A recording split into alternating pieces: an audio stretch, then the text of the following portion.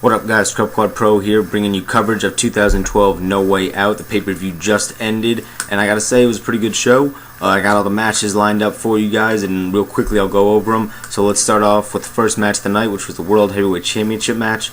Now, originally, when it first started, I was kind of questioning why it was the first match. Like, it's a World Heavyweight Championship match. Normally, that's later on in the card. But as the match went on, it was a good match, and it was actually a really good way to start off the pay-per-view. Now, one thing I did notice, though, Dolph Ziggler keeps coming out with Vickie Guerrero. He's had her for over a year, and he really just needs to lose her. She really isn't helping him. She didn't do anything in this match at all. She was just there screaming, and personally, she was annoying the hell out of me, so I didn't like it at all. And he really just needs to lose her to elevate himself to the main event.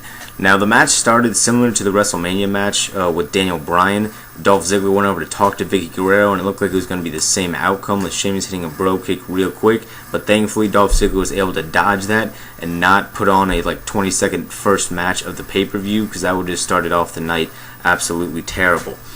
Now, even though Sheamus did miss the bro kick, he started off with a lot of offense. Dolph Ziggler had sporadic offensive moves, but it was really Sheamus for the first couple minutes, and then Dolph Ziggler was able to get his share of offense in, along with some near falls towards the end.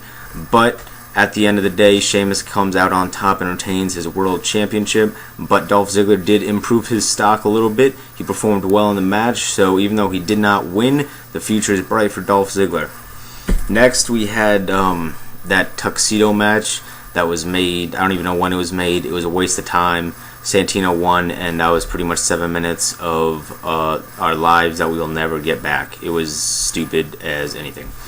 Then we had the Intercontinental Championship match. I personally, going into this pay-per-view, I thought this one had potential to steal the show. Now, the match itself didn't necessarily steal the show, but it was an overall good match, and Christian was able to come out on top. Thankfully, I think it's time for Cody Rhodes to lose focus on the Intercontinental Championship and elevate himself to the main event status on SmackDown, along somewhat with like Dolph Ziggler did, and possibly put his name in the World Championship contention. But the match itself was really good. You had both competitors doing some moves that they don't normally do, and Christian was able to pick up the win in tribute to Edge with the spear, and that was that. So the match, like I said, it didn't steal the show, but I thought it was a pretty good match, and I guess the second match that was good on the pay-per-view. So we got 2 out of 3, aside from that stupid tuxedo match. That was just such a waste of time. Next, we had a impromptu Fatal 4-Way Tag Team match. Starting this match, I thought it was going to be really dumb, but then I realized how cool Fatal 4-Way Tag Team matches are, and I really started to enjoy it as it got deeper into the match. Now, you had the team of the Primetime Players, which consist of Titus O'Neil and Darren Young, both from NXT Season 1 and Season 2. You got the Usos, Primo and Epico, and Justin Gabriel and Tyson Kidd. Now, personally going in, I wanted Tyson Kidd and Justin Gabriel. I like them, I like their style, but they were not destined to become the #1 contenders on this night. Primetime Players were able to pick up the win, and when it was kind of almost controversial at the end, you had Abraham Washington, who came out with Primo and Epico, ended up screwing them and helping the Primetime Players win, and then he got attacked after the match, and there was a little bit of a brawl. But this match overall, I think it's going to begin a movement where WWE tries to legitimify, if that's even a word, the tag team division, which is good because tag team wrestling equals better ratings and entertained fans. So if they do happen to boost the tag team division, I definitely would not be against it. And then you had Triple H come out like he was reported to, and he challenged Brock Lesnar to a match at SummerSlam. Unfortunately, Brock Lesnar or Paul Heyman, neither of them were there, so I guess we'll have to wait either to Monday or in the weeks to come, building up to SummerSlam, if Brock Lesnar accepts that request. Then we had another impromptu Sin Cara vs. Hunico match for I don't even know how many times they faced each other, because Hunico was that black Sin Cara dude, but I didn't really watch the match at all. I wasn't paying attention too much to it, and neither were the crowd in attendance, but I did notice that Sin Cara got the win, and that was pretty much the match to me.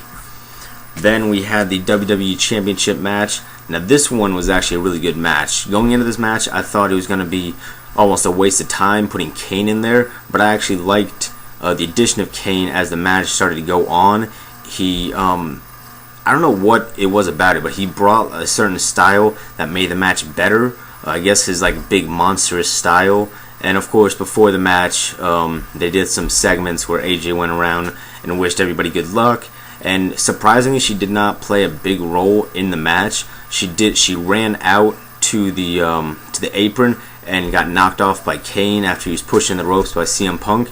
And that was pretty much all that she did in the match. But right after that, Kane looked out to see if she was okay, turned back, took the GTS, and CM Punk was able to retain the title. Now that part was actually pretty surprising. I thought they were going to go with Daniel Bryan winning the title, and that's what I wanted them to go with. I think Daniel Bryan has earned his reign, so hopefully they'll continue to do Punk and Daniel Bryan segments, and maybe keep Kane in there with that whole AJ segment. I'm actually sort of liking where this is going, surprisingly.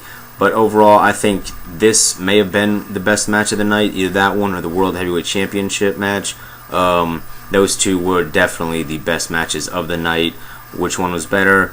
I don't really know. It probably depends on your personal preference. Then we had a Ryback squash match, and yeah, the best part of this match was when the crowd started chanting Goldberg. I thought that was really funny because that's who he's been compared to. And then you have the main event, the steel cage match between John Cena and the Big Show. Big Show loses, John Laurinaitis gets fired. John Cena loses, he gets fired. So one of the Johns is going home without a job. And this match, the Big Show really just dominated. Like, there's really no other way to put it. Cena had a little bit of offense at a little bit of times, but for the most part, Big Show just destroyed. Now there was a segment or a little part where the John Laurinaitis and Vince McMahon got involved.